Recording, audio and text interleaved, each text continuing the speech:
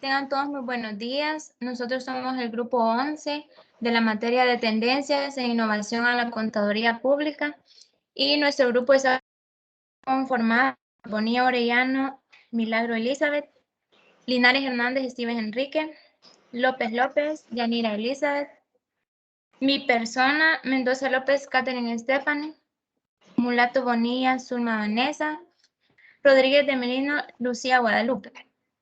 Este día nos ha correspondido hablarles acerca del tema de la NIC 33, ganancias por acción.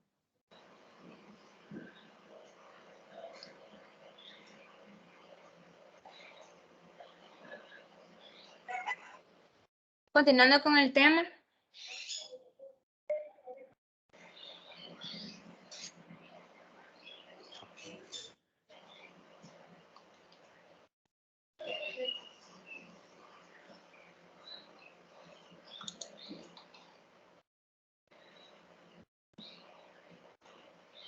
En primer lugar tenemos cuál es el objetivo de la norma 33.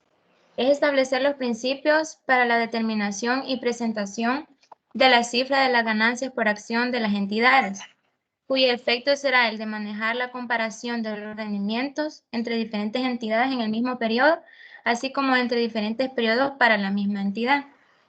El punto central de esta norma es el establecimiento de un denominador en el cálculo de las ganancias por acción.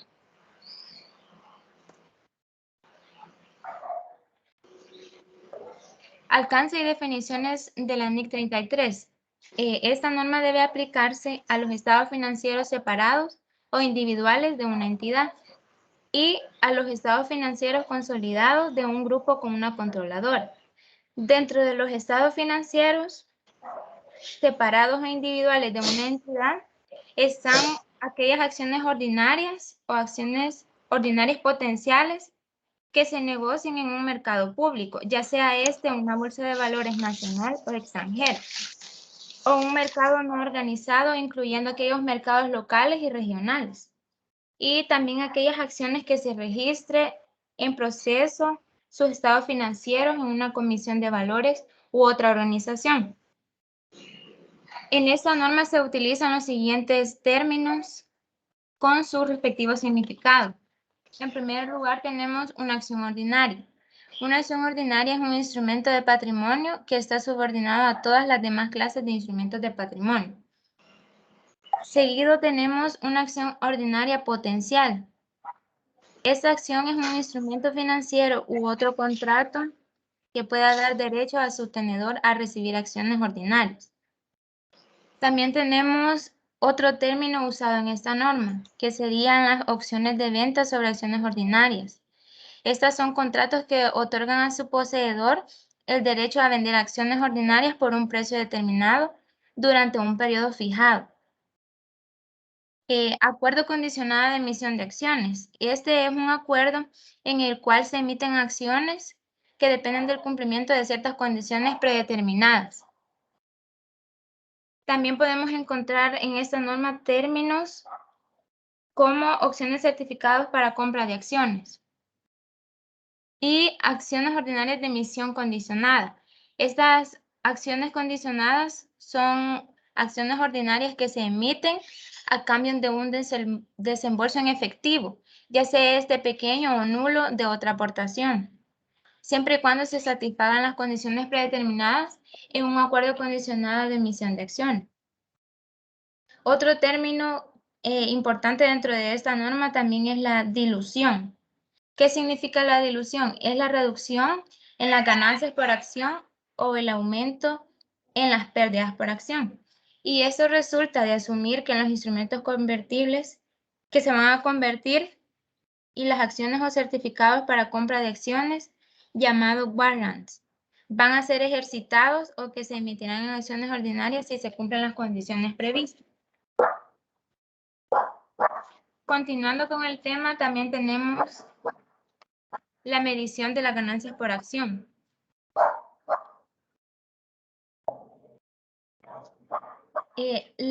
¿Cómo se miden las ganancias por acción básicas? Una entidad calculará el importe de las ganancias por acción básica correspondientes al al resultado del periodo atribuibles a los tenedores de instrumentos ordinarios de patrimonio de la controladora y si el importe sea presentado en los estados financieros. Al resultado del periodo de las operaciones continuadas atribuibles a dichos tenedores de instrumentos de patrimonio. Las ganancias por acción básicas se calculan de la siguiente manera. Se calculan dividiendo el resultado del periodo atribuible a los tenedores de instrumentos ordinarios de patrimonio de la controladora, es decir, el numerador, entre el promedio ponderado de acciones ordinarias en circulación, llamado denominador, durante el periodo. Las ganancias también, para calcularse, deben de cumplir con instrumentos ordinarios con respecto a, literal A, el resultado del periodo de las actividades continuadas atribuible a la controladora y el resultado del periodo atribuible a la controladora.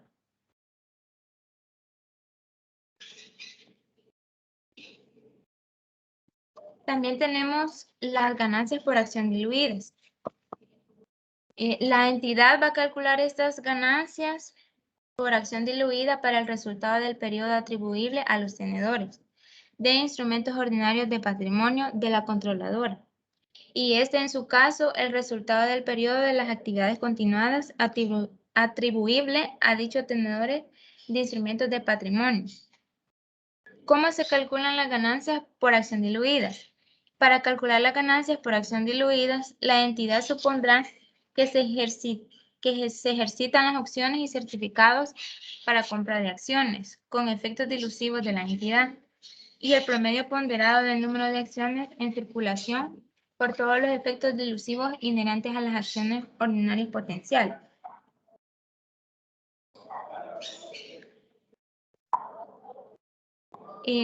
Las acciones ordinarias potenciales con efectos dilusivos y antidilusivos. Podemos mencionar que las acciones ordinarias potenciales con efectos dilusivos se tratan como dilusivas cuando y solo cuando su conversión en acciones ordinarias podría reducir las ganancias, ya sea por acción o incrementar las pérdidas por acción de las actividades que continúan. Además, las acciones ordinarias potenciales serán antidilusivas cuando su conversión en acciones ordinarias podría dar lugar a un incremento en las ganancias por acción o una disminución en las pérdidas por acción de las actividades que continúan. ¿Cómo se sabe cuando una acción ordinaria potencial es dilusiva o antidilusiva?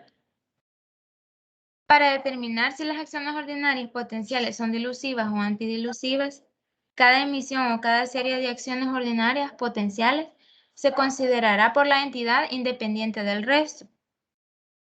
El orden en que se consideran dichas acciones puede afectar su calificación como dilusivas o no. Por ello, para maximizar la dilución de las ganancias por acción básicas, cada emisión o serie de acciones ordinarias potenciales se va a considerar por la entidad en orden desde la más dilusiva a la menos dilusiva.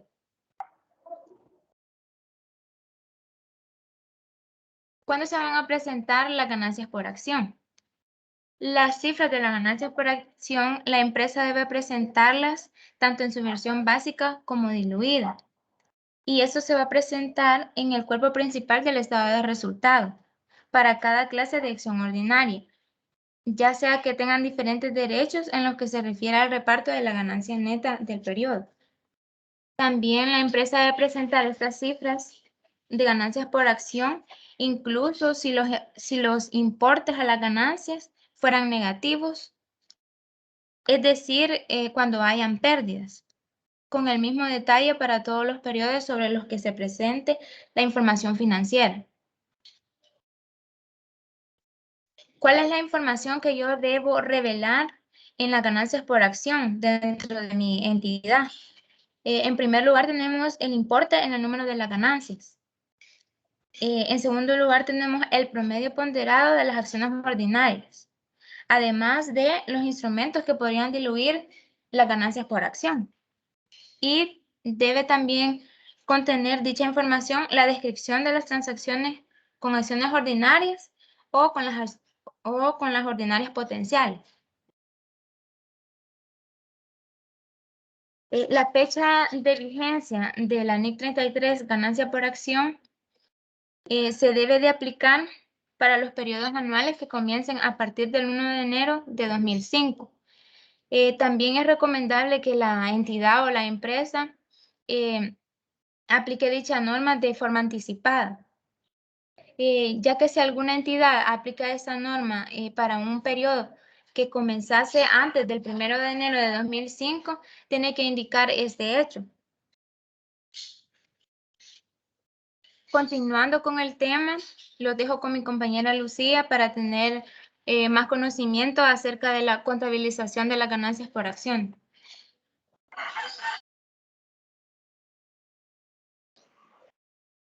Tengan todos muy buenos días.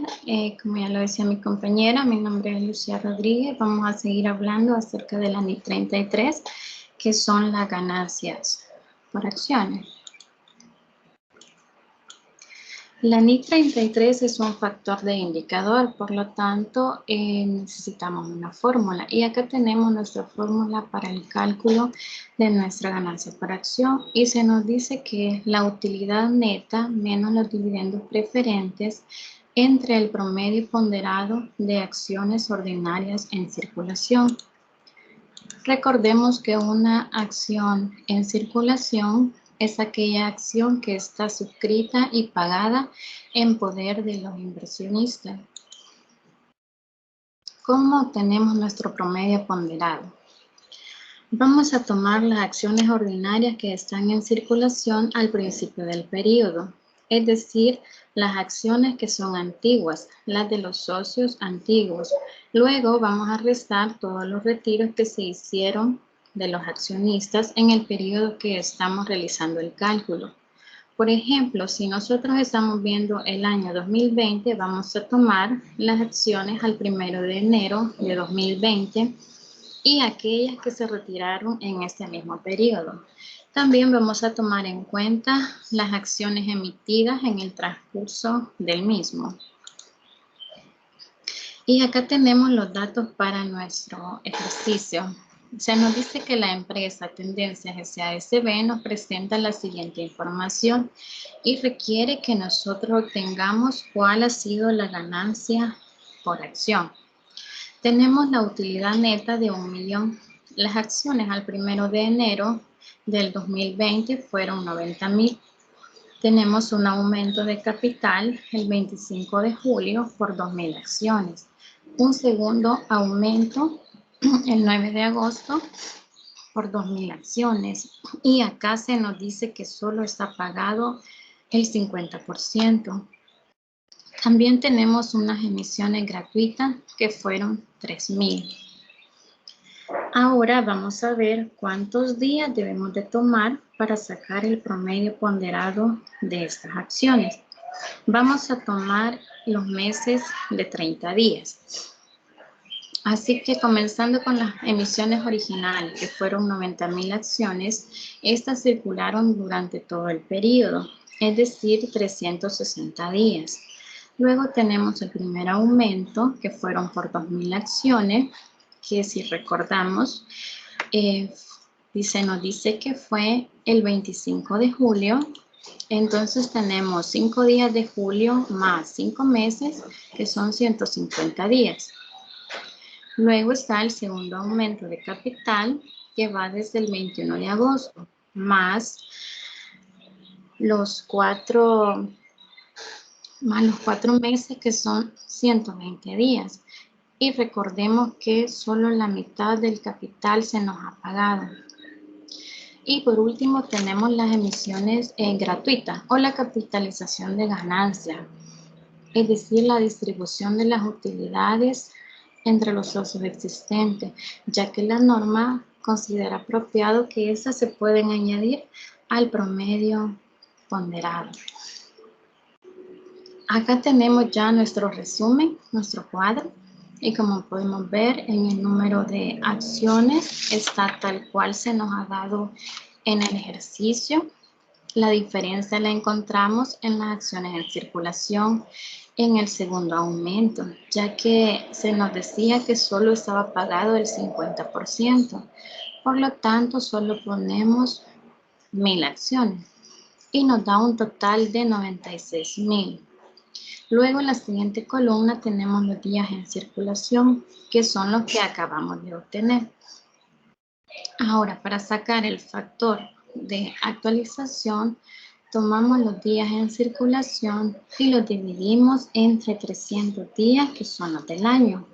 Entonces decimos 360 entre 360 igual a 1. 155 entre 360 igual a 0.4306. 141 entre 360 igual a 0.3917.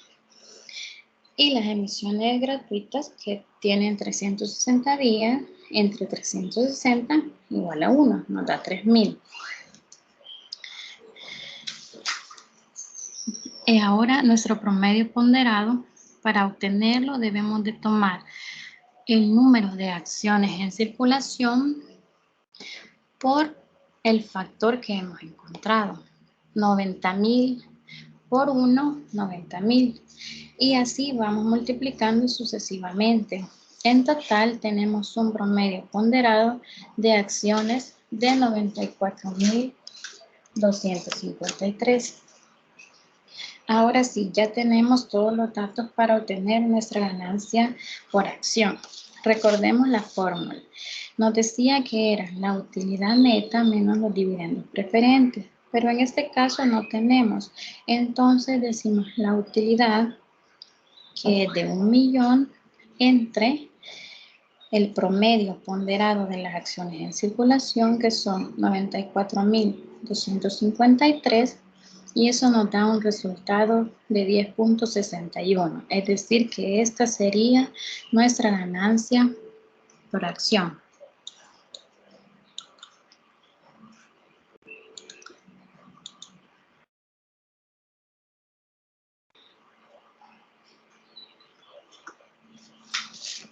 Ahora veamos el tema de las acciones diluidas. Las ganancias diluidas son aquellas que se calculan teniendo en cuenta todos los instrumentos convertibles, ya sea que estos se hayan pagado o no. Y acá tenemos los datos para nuestro ejercicio. Se nos dice que tenemos una utilidad de 5,500,000. Tenemos las acciones iniciales de 27,500. Un aumento de capital que fue el 25 de noviembre por 2,000 acciones. También tenemos 1,500 acciones que no han sido pagadas.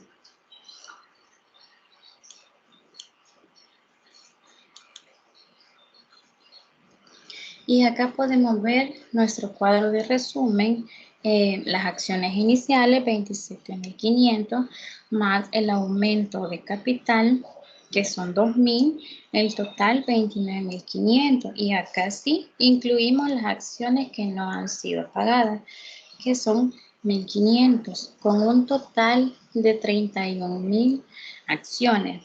Y las acciones en circulación solo ponemos aquellas que han sido pagadas, que en este caso serían las 29,500. Luego tenemos los días en circulación, que para el caso solo nos varía el aumento de capital, que nos decía que fue el 25 de noviembre, por lo tanto, 5 días de noviembre más 30 de diciembre tenemos 35.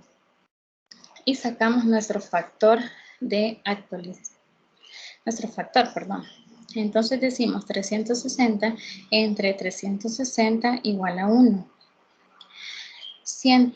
35 entre 360 igual a 0.0972 y 360 entre 360 es igual a 1. Ahora, para obtener nuestro promedio, tomamos el número de acciones ya no las de circulación, solo el número de acciones y decimos 27.500 por el factor que es 1 igual a 27.500. Luego tenemos 2.000 acciones por nuestro factor que es 0.0972, 194. Eso nos da un total de 27.694, que esta sería nuestro promedio ponderado de acciones. Pero ahora tomamos también aquellas que no han sido pagadas y decimos 1.500 por una, 1.500. Entonces con ellas tenemos un total de 29.194. Veamos cuál sería nuestra ganancia por acción. Si recordamos la fórmula es la utilidad neta menos los dividendos preferentes entre el promedio ponderado de acciones en circulación.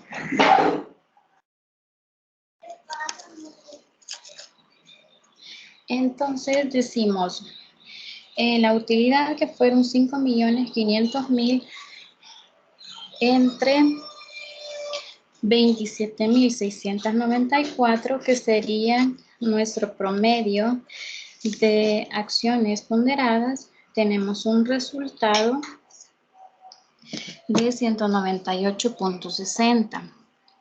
Pero ahora, si calculamos la ganancia por acciones diluidas,